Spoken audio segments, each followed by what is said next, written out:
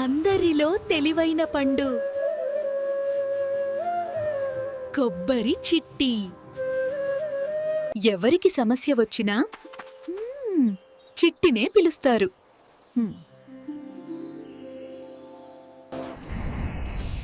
ఒకరోజు విచిత్ర శబ్దం వినిపించింది. అందరూ భయపడి దాక్కున్నారు.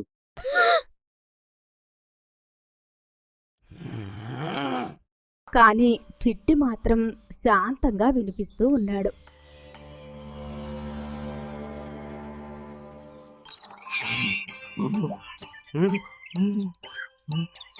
ఇది ప్రమాదమా చిట్టి?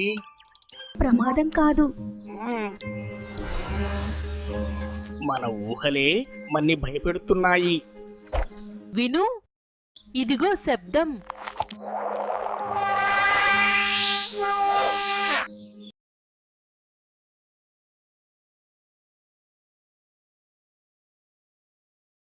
ఆశ్చర్యపోయారు.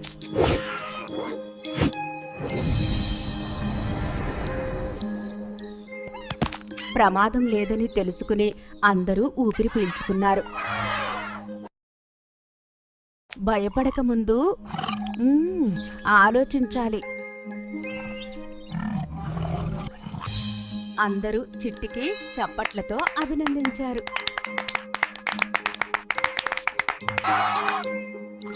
చిట్టి ప్రేమగా చిరునవ్వు నవ్వాడు. తోటలో మళ్ళీ ఆనందం నిండిపోయింది. జ్ఞానమంటే ముందుగా ఆలోచించటం.